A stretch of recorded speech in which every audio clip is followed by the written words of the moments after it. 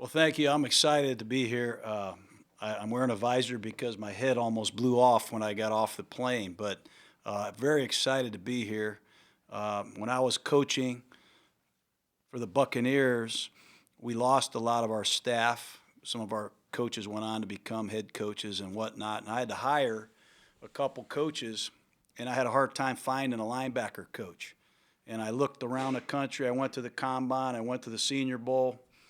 And I really had a hard time finding a really good linebacker coach to coach our Hall of Fame weak side linebacker named Derek Brooks. And then one day, Monty Kiffin, my coordinator, walked in. He says, I think you need to meet this kid, Gus Bradley, out of North Dakota State. And I said, North Dakota State. Now, that'll go over well in our locker room with the Buccaneers. But when I met Gus, I couldn't tell you how sharp he was, his enthusiasm and knowledge of the game. We had to have Gus. And then the next year, we got Todd Wash out of North Dakota State. So two of my best coaches that I was able to hire came from here. And then last year, I had a chance to meet Carson Wentz during the quarterback camp series we do at ESPN. And I just can't tell you how impressed I was with him either. And then broadcasting Monday Night Football this year, we had a Jets game against the Colts. And we get to pick a Gruden grinder at the end of every game. And I think I picked Joe Haig out of North Dakota State. So here I am, man. I am excited to meet Coach Kleiman and watch him practice and learn about their operation. It's hard to be successful, and it's really hard to sustain success. That's the one thing I observed quickly as a coach. It's hard to get to the top, and it's really hard to stay there. So with that said, I'm really happy to be here, and I'll answer any questions that I can. Did Carson Wentz develop into a two-handed monster this season? Yes, he did. Unfortunately, he's in the same division that my brother's in, but he has improved, and I think the addition of some of those receivers that they got in free agency, and just the fact that he'll be in his second year in that system, he'll be a lot more than a two-handed monster this year. Visiting with Carson, did that sort of pique your interest a little bit more to, say, hey, I want to check out NDSU and Fargo?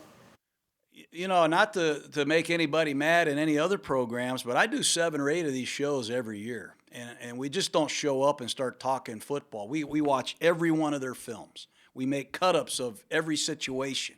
Try to learn the offense ourselves so we can have an intelligent, sophisticated football conversation. And I didn't like the offense they ran here. I loved it. The way they huddle, the way they use their roster, the way they run the football, the way they play, and the effort that they play with. I was impressed so much that he got me this job here today as the lead speaker at the NDSU football clinic. Do you think that success is going to open some doors for other North Dakota State players to maybe get a second look from some coaches? I think so. I think just what my observation is that this is not a good program. This is a great program. This is a 5-star operation. And I show my sons some of the tapes that I made from North Dakota State. I show them the last 2 or 3 minutes of the Iowa game this year, how they won that game. I think this program, if you're willing to spend the time to investigate it and look at it, study it, you'll want to send your kids here to play, for sure. Was there something about Wentz that you didn't like from the season that you'd like to see him either get rid of or change or alter? Philadelphia? You talking about the Eagles season? Well, look, I think it's a tough league because it's such a long season. He got off to such a great start. Beating the Cleveland Browns, then he beat the Chicago Bears on Monday Night Football, and you know how life is now.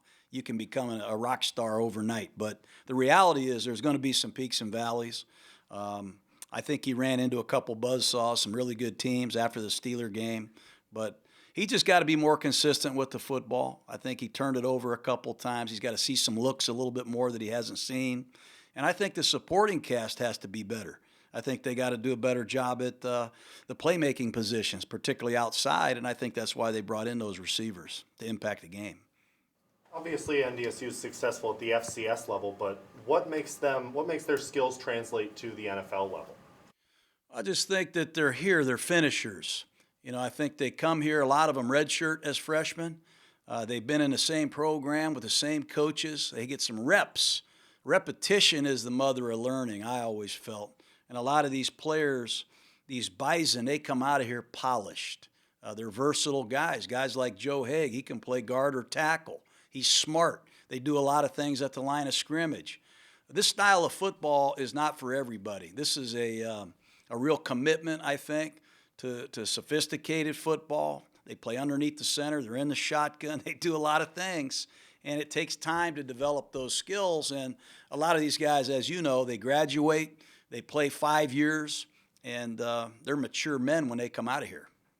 What's the one thing you're looking forward to most talking with the NDSU coaching staff? I want to see them practice. The big thing is I'm here to support them. I'm here to acknowledge them as good as there is in their field. I really want to just compliment them. A lot of coaches nowadays, they don't get a lot of pats on the back. But I'm here from Tampa, Florida to support the Bison, tell them what I think of their program. And if I can, encourage a couple of their players and coaches just to keep grinding, that's why I'm here today, really. It's one of the messages that when you go to these football clinics that you give to the high school coaches or to other coaches that are coming in? Well, the FFCA, our little club here, we're trying to raise money and raise awareness that our game is struggling a little bit. People are taking some shots at it, and we're trying to keep the game strong, encouraging kids to play. What I got from football was the best lessons that I could get in life. I learned work ethic and mental toughness and dedication and sportsmanship. And I don't want us to lose this game. And I think it's the great coaches that teach the sport that are also, I think, being underappreciated a little bit. So I'm trying to encourage them and support the game and encourage kids to play. Your name is thrown out in a lot of new head coach position rumors. What's keeping you, in the booth working with FFCA?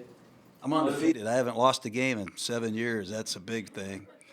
Yeah, I have a great job. I'm as close to the fire as I've ever been.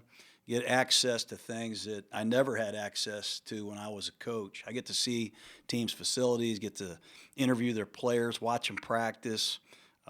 Players come to my office. I get to see some things at close range without getting the scars that I used to get after some losses. But perhaps one day I'll take another shot at it, but it won't be anytime soon.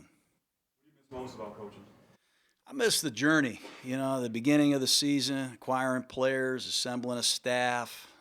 I miss the journey from day one to seeing where we can go together as a team, the adversity, obviously the wins, the flight homes, winning on the road. That's what I miss the most. You miss the guys. You miss the players, the relationships that you had. But like I said earlier, I still get an opportunity to stay close to the game. What was your coaching philosophy? My coaching philosophy? Do whatever it takes to win. I learned that in Oakland. Al Davis, he used to say, just win, baby. Find a way to adapt to, whatever issues we have. Playing rules change. Your roster is going to change. The injury bug is going to hit you. Players are going to hold out. Find a way to adapt and be consistent and be relentless and do whatever you got to do to win. Compete, man. Time for one more question if there's one. How long did it take you to go from saying Bison to Bison? Took me a while. Yeah, took me a while. It didn't take long for Carson to correct me on that. The strength of the Bison is in the herd. So I was trained very well. I'm happy to be here. Hope to get a chance to spend a little time with all of you. And thanks for supporting the Bison yourselves. Appreciate you guys. Thanks.